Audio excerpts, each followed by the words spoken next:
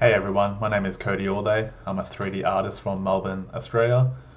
This past weekend I recorded my process for getting a Zbrush speed sculpt into 3D Studio Max for some Vray renders. Hopefully you find this interesting. I'll be covering sculpting in Zbrush, wrinkle and skin detailing, fiber mesh hair in Zbrush, displacement mapping workflows, my substance painter skin texturing process, and hair in 3D Studio Max as well.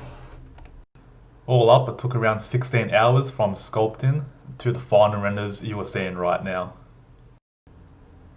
I used the sphere to begin sculpting, the move brush to push and pull just to get the main forms. At the very start you saw a cube, and that was a scale reference that I created in 3D Studio Max. I made it around 20 centimeters high so I could base my head off that.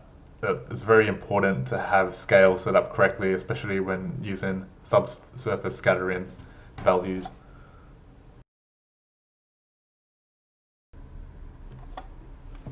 So here I'm just masking out a portion for the ear. Nothing fancy going on here, just continuing to use the move brush and the clay build-up and Damien standard and stand-in brushes to achieve the forms. I'm also using the sculptress mode just to help with adding extra geometry on the fly.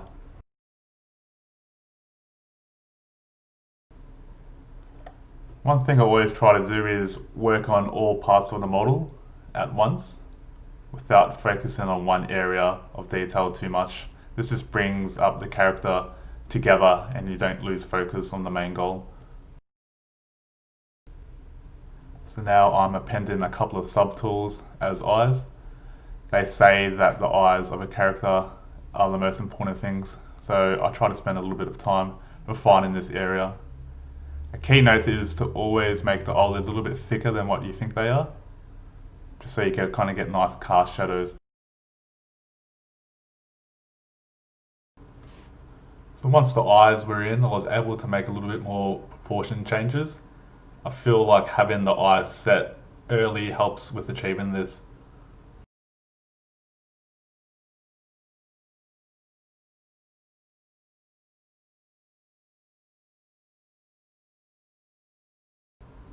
It's always handy to look at your model from top down and underneath, just taking advantage of the 3D camera.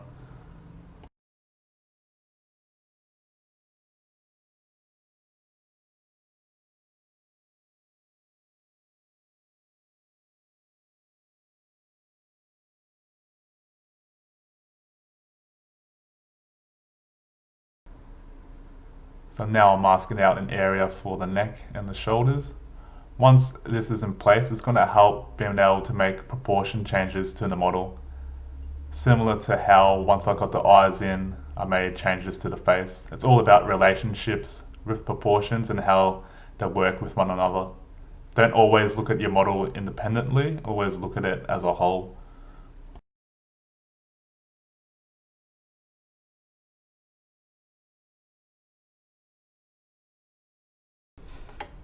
Just push in and pull in, trying to get some forms looking right. I also moved the light so I could see the model from a different viewpoint, which helps a lot.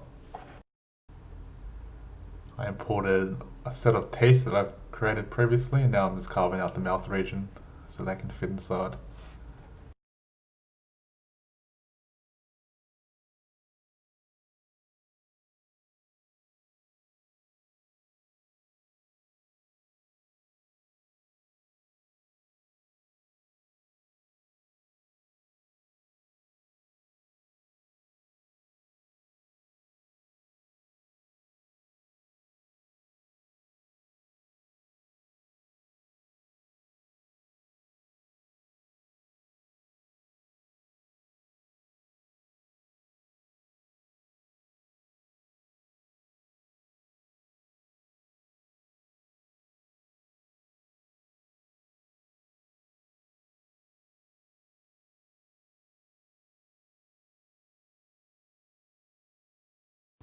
I'm starting to poly paint the eyes now. This helps ground the model and just gives a good impression of how it looks and feels.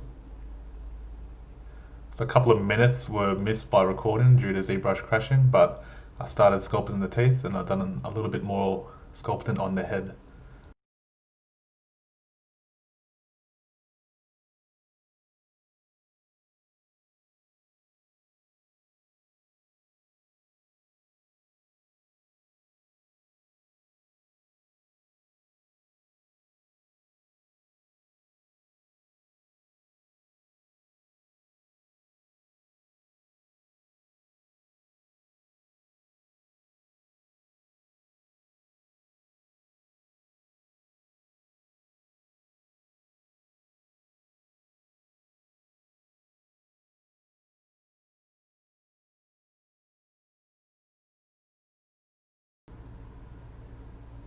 So here I'm moving the eyeball again and the forms around the eye just to ensure that the eyeball sits and feels natural in it.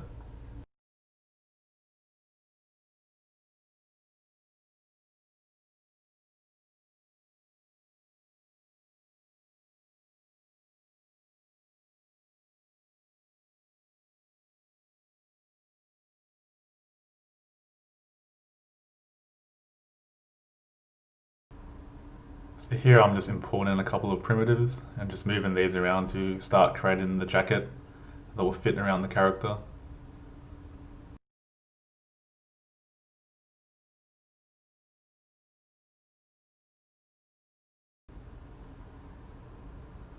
Just masking out an area for the jacket as well and just using the extract tool to get some forms from that.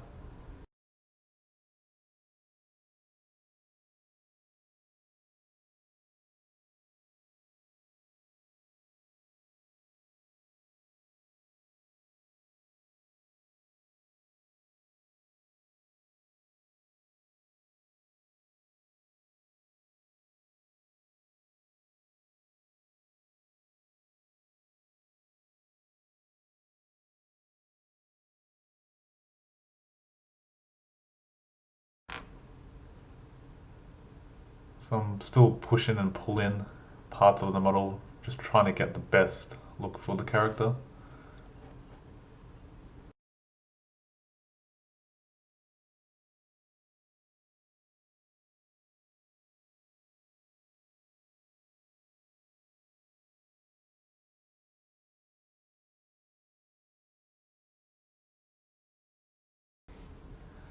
So I was happy with where the model is, so I did a quick Z remesh and projected all the details onto the new low poly mesh, and now I'm starting to add in wrinkles on a new layer so I can always come back to it for a non-destructive workflow. Again, adding more wrinkles all over the face. A good tip is to always add the wrinkles more deeper than what you think. This helps translate to when you do renders, especially with SSS. Looking back now, I could have made them a little bit more intense, but it still works.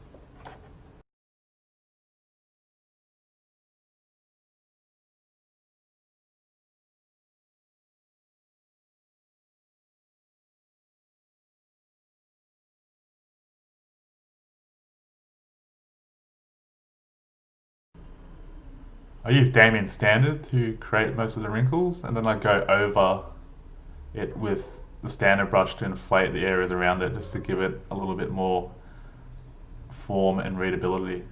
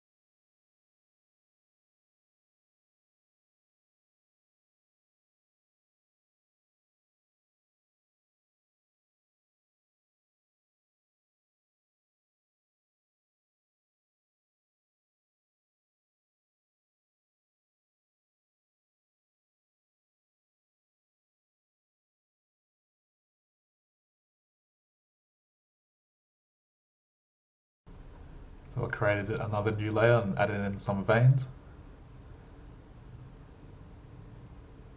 Now I'm importing some texture XYZ alpha stamps, and I'm just stamping that around the character based on where the skin images are.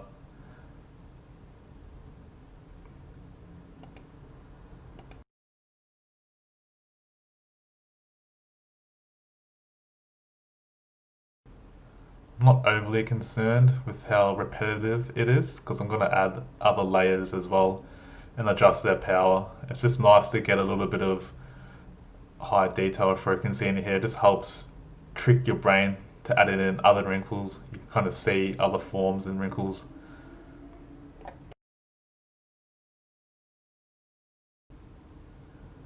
again and added another layer. You can hear I'm using the spray brush just with a small alpha and just kind of scattering it around just to kind of get some subtle skin bumps.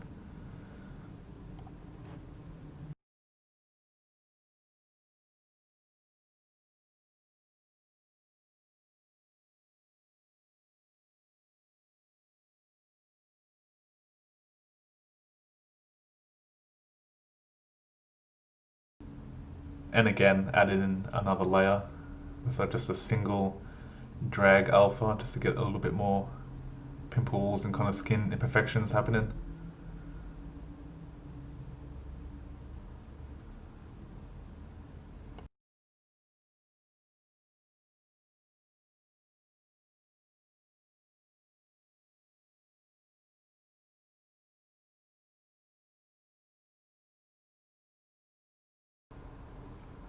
So now I'm moving the light around a little bit and changing the material color just to see how the details and wrinkles are translating over. Now I'm detailing the teeth and the gums. Nothing special happening here.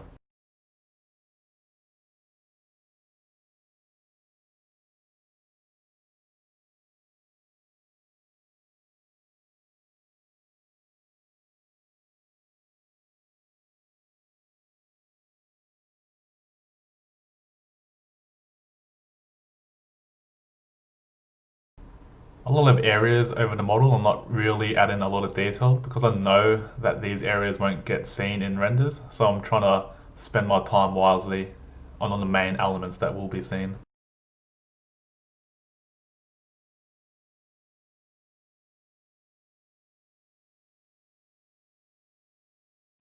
So I finished detailing the tongue and the teeth and I did a quick UV map for both of those objects.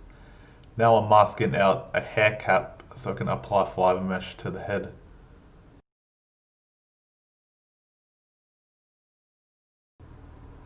With my fibre mesh settings, I like to set the hair density to be low as it's easier to control.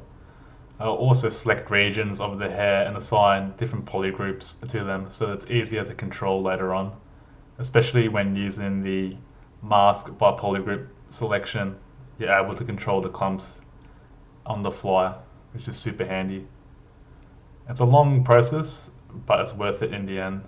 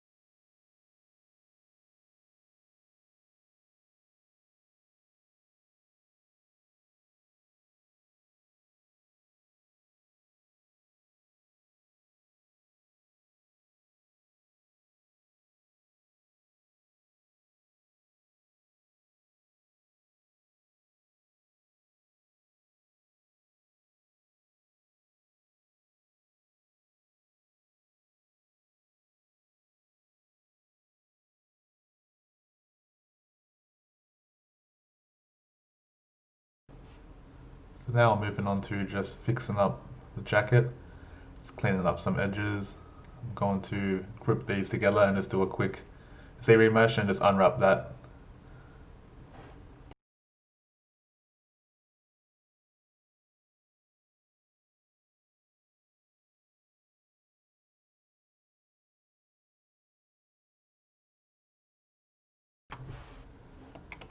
Cool, so now we're ready to import these models into 3ds Studio Max for some quick test renders and just to ensure everything is working how it should be. So I have named my meshes correctly. I'm also hiding what I don't want to export initially, so the hair cap I'm turning off. So I use Go Z for this process, so I Go Z all visible subtools. So these will bring these inside of Max. Awesome. So I've created a test render scene before. So this has a HDR sky dome light, a handful of other lights around the scene to illuminate the model. We'll also have a previous set of eyes that I've created before, just to get these in quickly. So I'm going to delete these eyes first. One thing, you have to flip the UVs on your models as the GoZ flips the UVs as well. So to do that, I just grab the UVs, meshes, sorry, for what I want. And then I add a X-form UV and just flip it on the V. So now that should be all good. So if I center these eyes, cool, so I have this head mesh here. I've also created a handful of material presets. So here's the head. It's a Vray blend material. The base is the fast SSS shader. So you have all your properties in here and whatnot. And also it's blended with a gloss Vray material. Just so there's a little bit more control of the specular.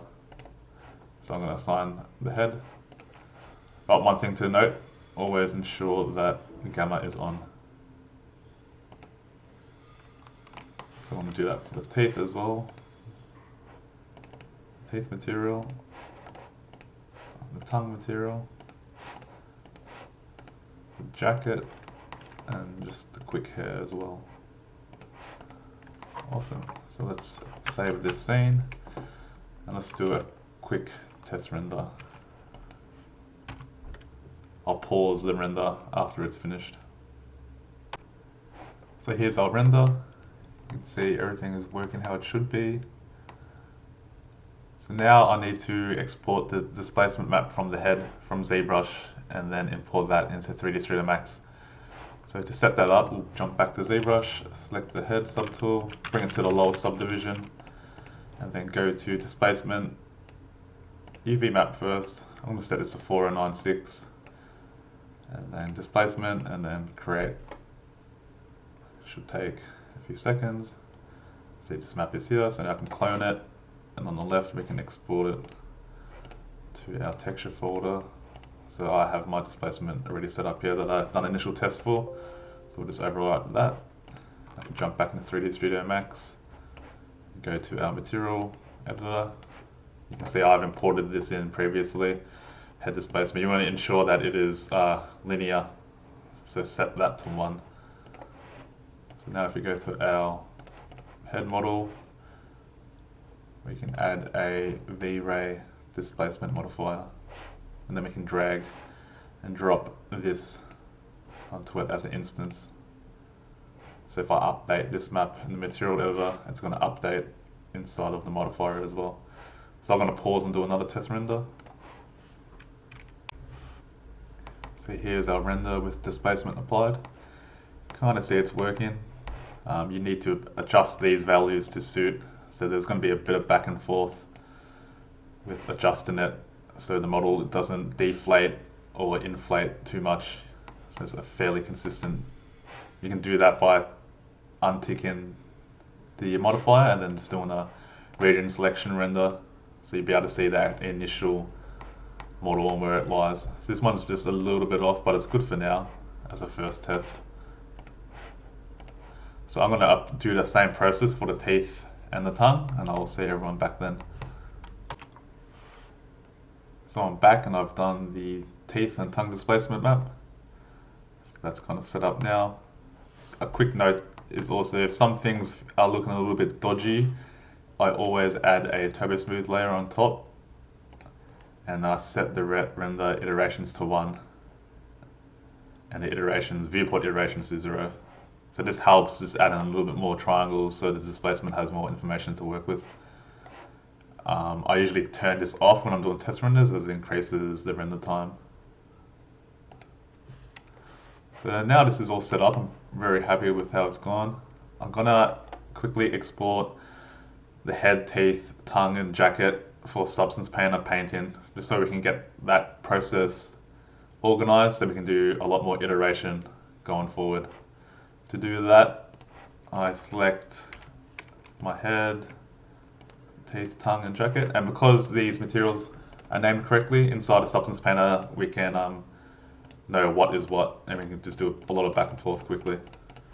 I usually export this out as a FBX. So let's put Painter, put our head low meshes, export that out, it's okay. Okay, export selected as well. Then we can go into Substance Painter.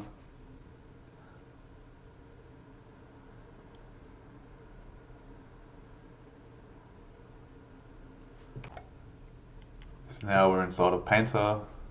I'm going to choose the spec gloss workflow and just import our recently exported FBX. Painter head low. I use that at 4096. Awesome, I like to change the camera not to be so aggressive. And just save the scene.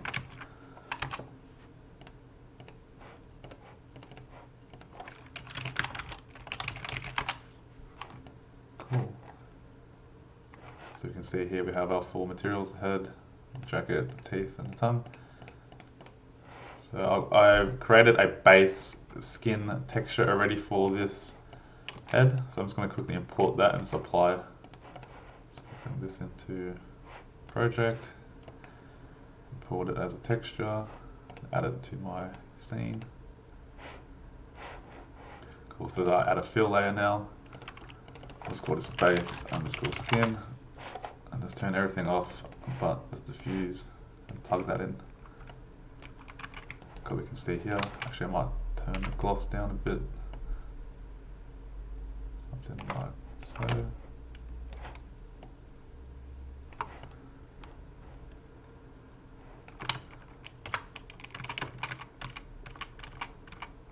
Awesome, so you can kind of see it's a little bit of seam issues here, but nothing crazy, we can paint those out.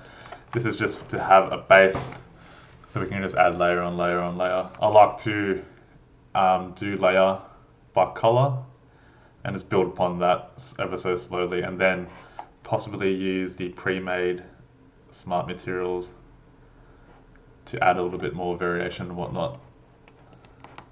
So I'll go crazy here.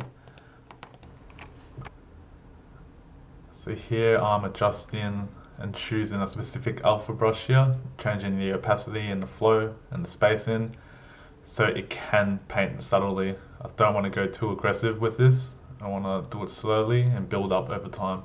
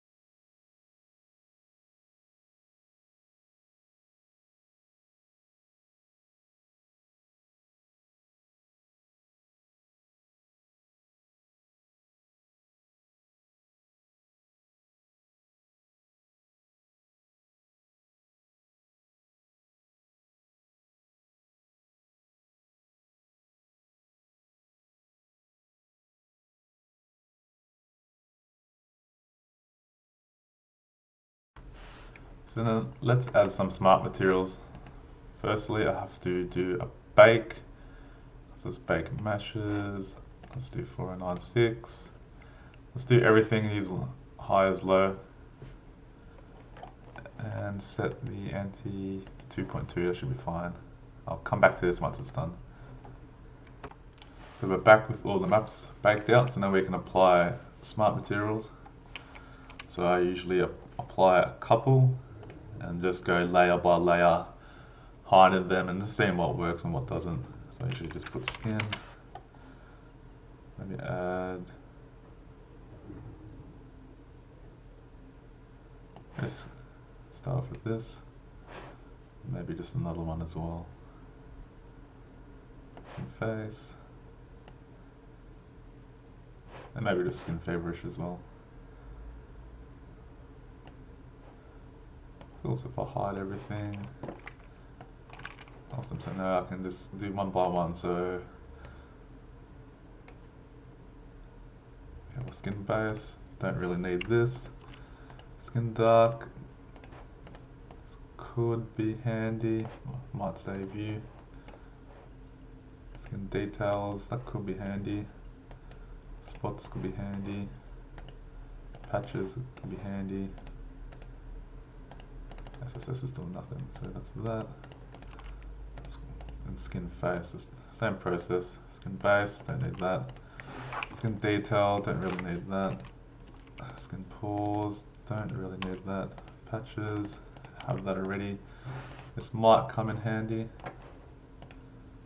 And this SSS, this will come in handy. You can steal this later to create an SSS mask. So that's that. Just human one.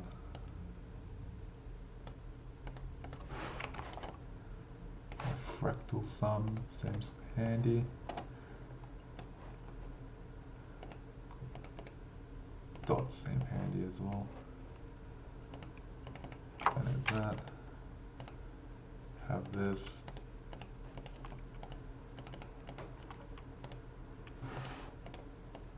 Oh, that will come in handy.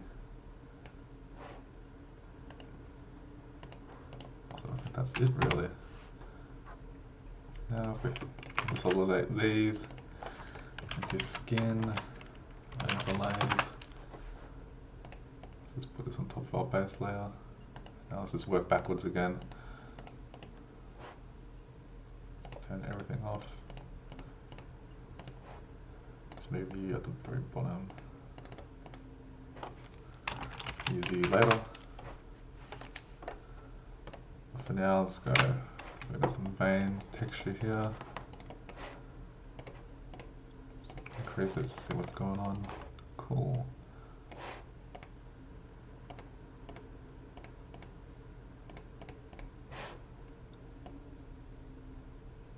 So maybe we can increase the texture.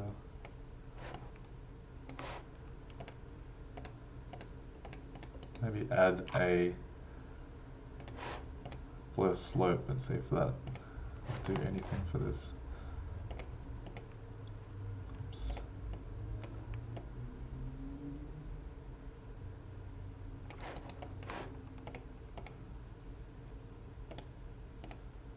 Just softens it ever so slightly. Instead of getting that kind of hard edge look.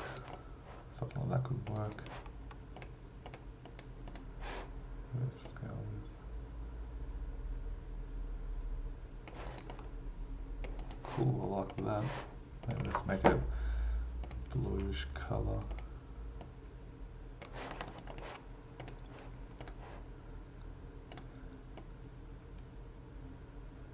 Which I think I feel like the red color. Cool, let's set this really subtle. Cool, same thing here. So we've got an air mask. We can really dial this back. Maybe pick the skin color and set it a little bit darker.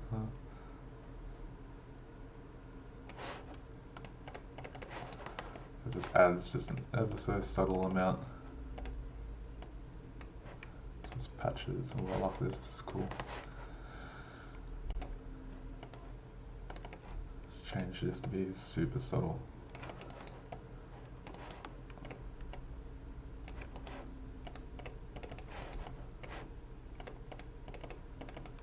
So that's a little bit of variation. Not a bit too much, just the top one. Cool, so dots.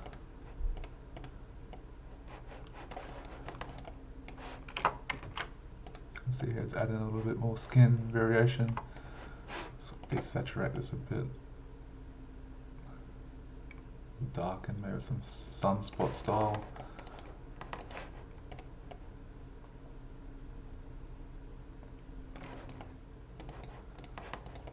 Let's save this. It's a fractal sun.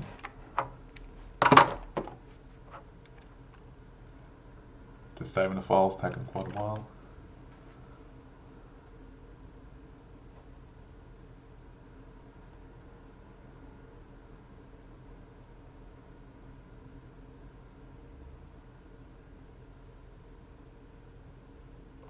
Awesome.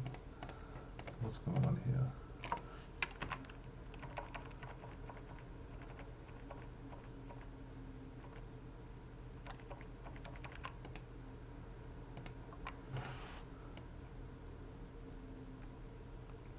It kind of just feels like it balances the skin, so nothing's too dark, nothing's too bright. So not enough. Maybe too much. Spots, interesting.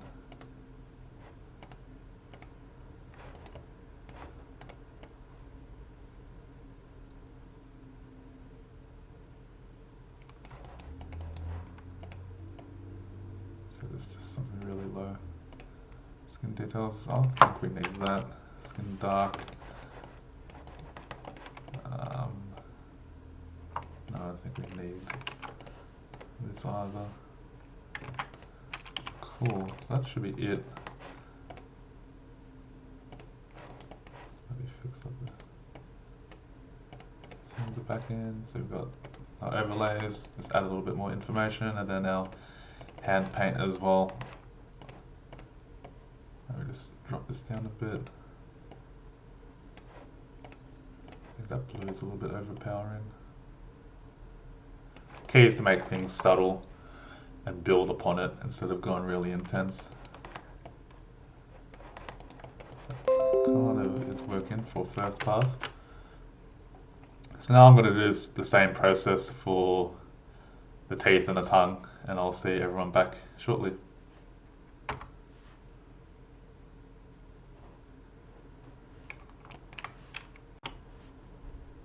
So we're back with the teeth and the tongue, just having a quick first pass textures on it. So I'm fairly happy with how this has turned out. There's no crazy darks or whites, there's no crazy hue variation, it's all kind of that similar palette tone. And a kind of ever so slightly desaturated look and feel, which I like. So I want to go back to the head and then create an SSS mask for use in Vray. So to do that, I'm going to add a new texture channel. I'm going to add a user 0, and then I'm going to call this SSS mask. So if I go to this, and create SSS, and just assign this to the very top, I can, instead of having it on the diffuse, I can have it on the SSS, and we'll set this to 1. You see nothing because we're in diffuse mode, but if we go to SSS mask, you will see the white areas here. We have to add a base layer and set SSS to black. So now we can see our SSS mask. So I'm actually going to set this to maybe a mid-grey, because I still want to have SSS coming through in the shader, but I just want the white parts to have more translucency than this kind of mid-greyish area. So something like that should suffice. Cool, so now if I Control-Shift-D to export my textures, I can create a new preset. So let's just call this, file rename, call this as my test vampire, export, And now we can add what we want. So firstly, we want to add an RGB. Let's call this text underscore, oh, let me remember the naming conventions, texture set, that's it. Texture set, and let's call this albedo. And we'll plug in our diffuse, which is that, into here, RGB channels. Also want a gloss value, so let's plug this into here, call this gloss, and then we'll create our user 0 SSS marks, which is this, into that, and save that out as SSS. So I'm pretty happy with that. If I go back to here and select Test Vampire, we can export all these out except the jacket. I haven't done the jacket yet. Save these out as Tugger. And that should be it. And the correct folder setup. So in here. And let's export.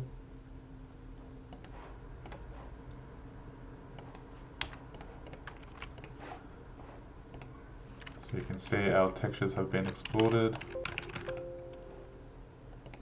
Text head, so you have our textures for the head. Have our textures for the teeth, have our textures for the tongue as well. So if we switch over to 3D Studio Max, we can start assigning these textures. So let's load up the head. So let's reassign the head to the correct one, so head texture albedo. We can also add in our SSS mask while we're here, so the radius will be that. Let me double check color. Yep, radius, so let's put that in here. Yep, so our texture SSS is here.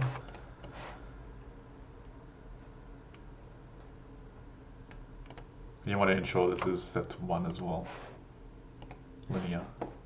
Usually all non-color maps are linear. Cool, so I'll repeat the process for all the other parts of the model.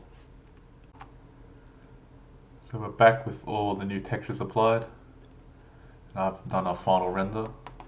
So you can see we have some nice SSS coming through the thin areas of the skin. I had to increase the power of this a little bit in the shader, so you can go to our radius. All I did was increase it by 10, just so the skin was getting a lot of radius, but also the ear as well. I felt the main skin wasn't really getting enough, so we can control that with this slider here.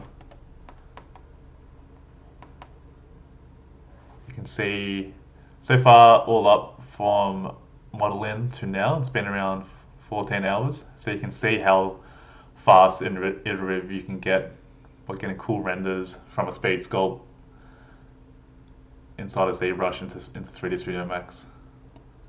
So I'm going to play with some render settings here.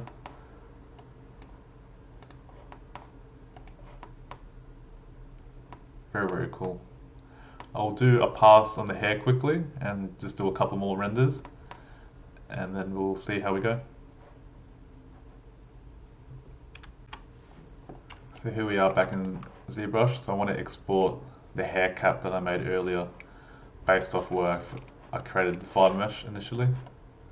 So it's just here. Let's go Z this into 3D Studio Max. Again, gonna have to set gamma back to normal. And then we can isolate the hair. Let's collapse this. And just delete these extra faces that had artifacts when I mastered out. Cool, so we can use this cap to define hairs based off the fibre mesh splines. I'm firstly going to set this not to render, and I'm going to apply the hair material. Some awesome person made a script that converts the fiber mesh into splines. So I'm just going to make a backup copy of this just in case. Let's just isolate the head, the hair and the hair cap. So if I run the script on this mesh here, oops, going to change it to an editable poly. So that's going to go through all the fibers and make them splines. So if I delete the original fiber mesh, now we can see our awesome splines. So now we can assign a hair and fur, and under tools we can define the hair based on the spline. So if I just select newly created splines, of course you can see the hair is somewhat following the contours of the splines. So now we have to adjust settings. It's a little bit of back and forth trying to get this right, renders and whatnot, but the hard yards I've done already. So that's the 5000, maybe it has thin hair. The main ones are root thickness and tip thickness, so I'll just set these low, maybe something like 2, maybe tip thick, maybe 0.5. Cool, let's just hide these splines. And let's just do a quick test render to see how this comes. So here's a hair render first pass. It seems a little bit dodgy, might need to tweak the material on the hair and also the settings of the modifier as well, but for something super quick, it does give a decent result. Let's jump back into the hair. Let's isolate. Cool, so maybe we'll increase the hair count to 10,000. Hair segments, this will give a little bit more curve to it, so you can see it's a little bit hard edged here. So if I increase this to maybe 10, maybe 12. Let's get a little bit more smoother. It's not looking too bad. Let's decrease the thickness. It felt a little bit thick in the render, so maybe 1.2. What else we got in here? Clumping. Let's do some clumping. Let's set 2 clumps, maybe the strength. Oops.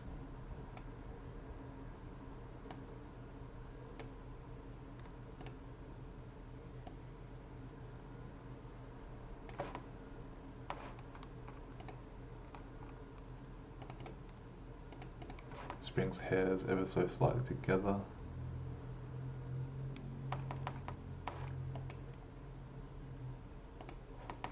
Let's turn off the kinking. Ah, it is off already. Frizz, let's just change this. So this follows the splines a little bit better. You can see how much it impacts it. So let's keep that to low.